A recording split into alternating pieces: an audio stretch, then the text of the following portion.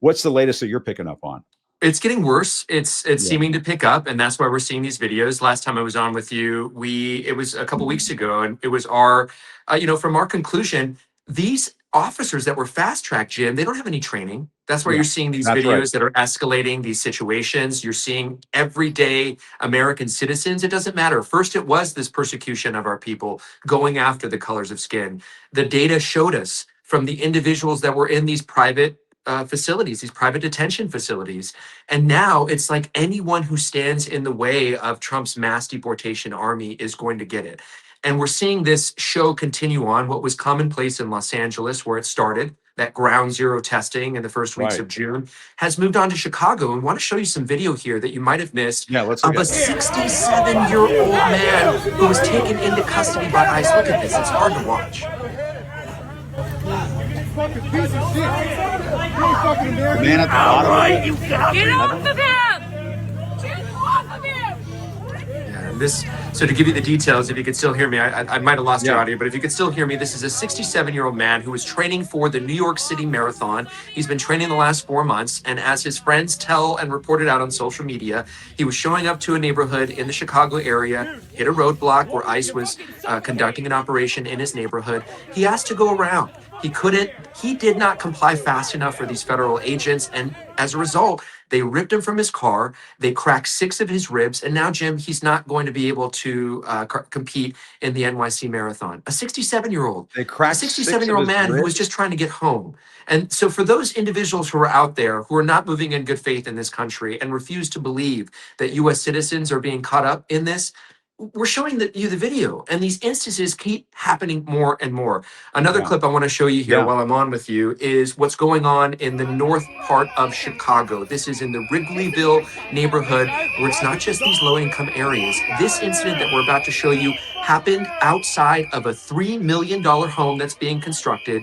ICE went after 2 of the construction workers. The community residents stood up. Look at what happened here.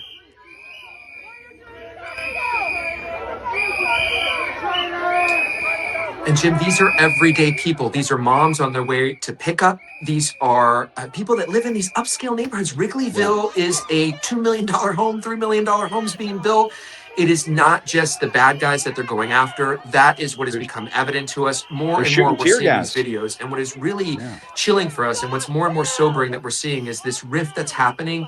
Fox News is reporting it out. Take it for what it's worth. But there is a rift that's happening in the DHS of this more moderate wing, which I don't believe there is, but a more moderate wing in the DHS, which is reported to include Tom Homan. I don't know if I believe that, but apparently he is trying to go after the criminals, according to this article, and he's missing out and losing to people like Stephen Miller, to people like Kristi Noem, to people like Chief Greg Bovino. Where the show goes, where he goes, the show goes. And that's what we're seeing now in the streets of America, unfortunately. Wow. I mean, I saw some of this reporting from Fox that there's some sort of split inside of DHS over these enforcement issues. I'm just going to call me a skeptic. I'm just going to say right off the bat here that I'm not sure I believe that. It sounds as though maybe people like Tom Homan might be on his way out because of, I don't know, there's a bag of cash issue that propped up recently for him. And, that was a problem. Nick, are you back? I'm not sure if I believe that either. This seems like, and we've done source reporting before, Jim, the both of us. It seems as though a source close to him may have floated this idea because he's on the outs and he wants to save some face. There is no moderate wing of DHS. What we're seeing now is what Trump promised us and what he ran on: the largest deportation in the history of America. And he wanted apocalypse now. He was the one putting out the apocalypse now thing. He wants it to be like the apocalypse for people who are Hispanic in this country. And I felt a little bit like Jim Acosta yesterday, man, waking up to vitriol and like people. Look, I move in good faith. And so because of that, I have people that voted for Trump who are in my orbit and the edges of the orbit. And for whatever reason, they woke up yesterday, Jim, and they are taking such exception with the work that we're doing at Nick Valencia News that they started to attack us yesterday. I can't put my family online anymore because our profile has doubled in size. And they're like, you're not a journalist, you're an advocate. I want to be clear about this. This is the hill that we're willing to die on, because for us, the line here and I know it's the same for you, is suspected masked federal agents without warrants ripping people off the streets of America. Boom, Correct. period. Yes. And just What is beating so people hard to up like the understand? 67-year-old guy who gets tackled and thrown to the ground and he's training for a marathon and they crack 6 of his ribs. I mean, that's police brutality.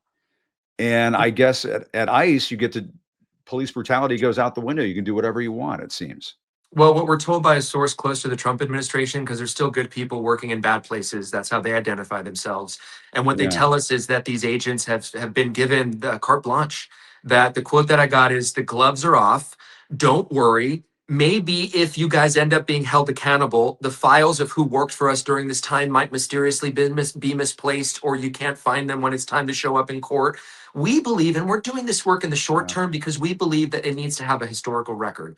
What we're seeing on the streets of America is fucked up, man. This is not okay.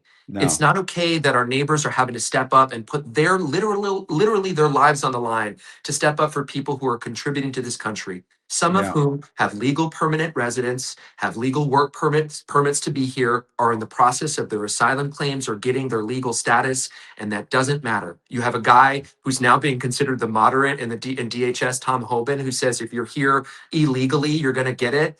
I mean, Yeah. it's insane what we're seeing, and he promised it, and President Trump is keeping to his word. And there's people out there that like this, Jim. Yeah, well, and just to back up a second, I mean, we were showing that video again of the ICE police officers kneeling on top of this guy. I mean, it looks like, what was done to George Floyd back in 2020. I mean, this is the kind of stuff that police officers are being trained these days to avoid doing because you can have bad incidents that happen.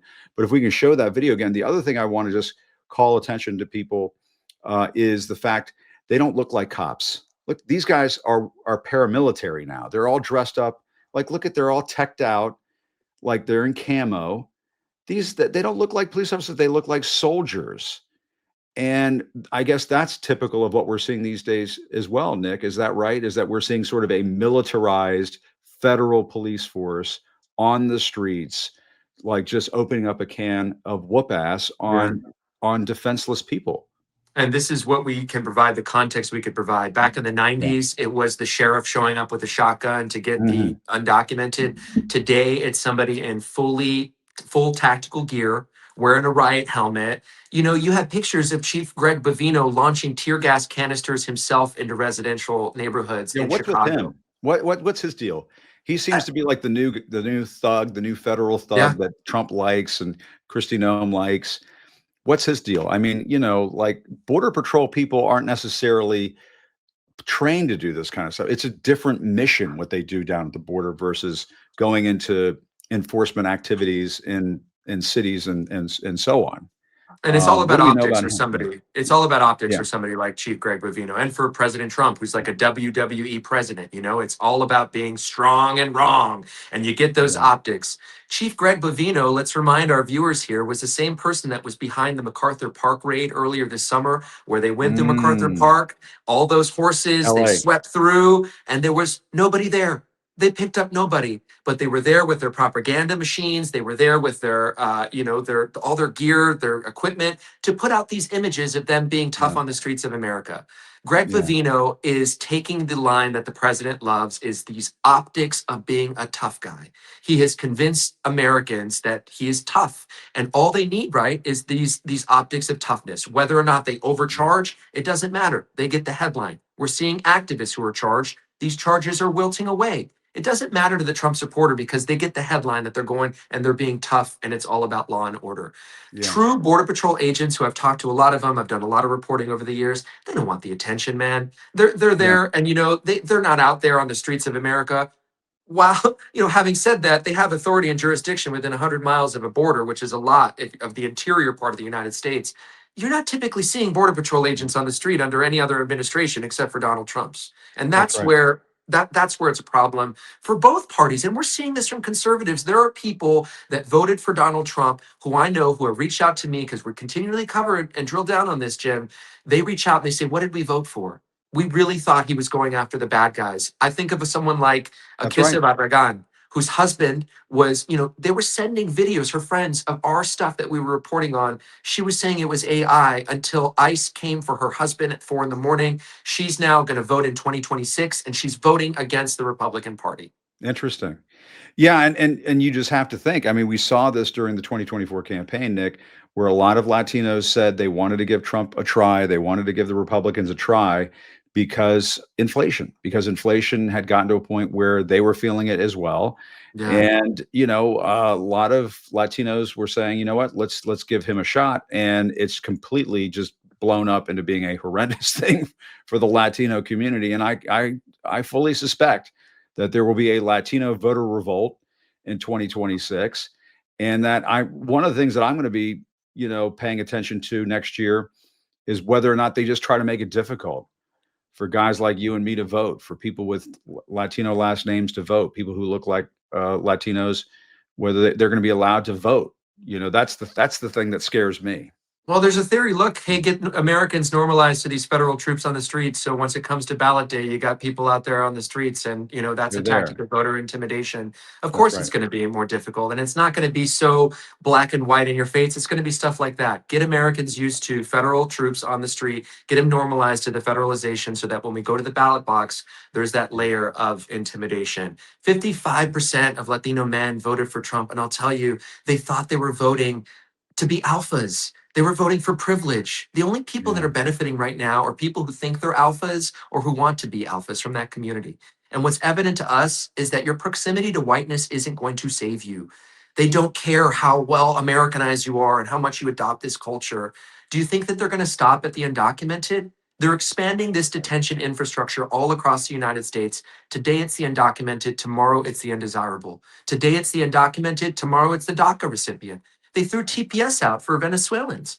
I mean, this is happening, and the reason why we're doubling down on Even this, the Cubans. I mean, even the people that I, align with, my Cuban American heritage. The Cubans in Miami are getting picked up, and they thought they were immune to all this stuff. And guess what? They don't. DHS. It's equal opportunity. What they're doing to everybody who just looks like somebody they want to get out of the country. Yeah, there's no moderate wing of DHS. It's the truest thing that we said all segment here, man. Yeah, tell me that one, and I'll buy you. I'll buy you a bridge in Brooklyn, or however the expression goes. Nick, great to see you, man. Thanks a lot. Really. Hey, shout out to you and your team, man. God bless you, Jim, for helping me out so much. You have laid out such a blueprint for us, and independent journalism matters more than ever. We're seeing it this summer. People, they're calling us newsfluencers now. We're just journalists trying to speak truth to power, and you're starting it. You're the blueprint, man. You're the fucking man, dude. Thank you so much. Hey, I appreciate it. I'm just, I just make this up as I go along and hope that Duke doesn't come in and knock all the equipment over in the middle of my podcast. That's basically that's my day. That's how it goes day to day. You're meeting the moment, brother. Thank you so much. Thanks, Nick. Great to see you as always. I really appreciate the work you do.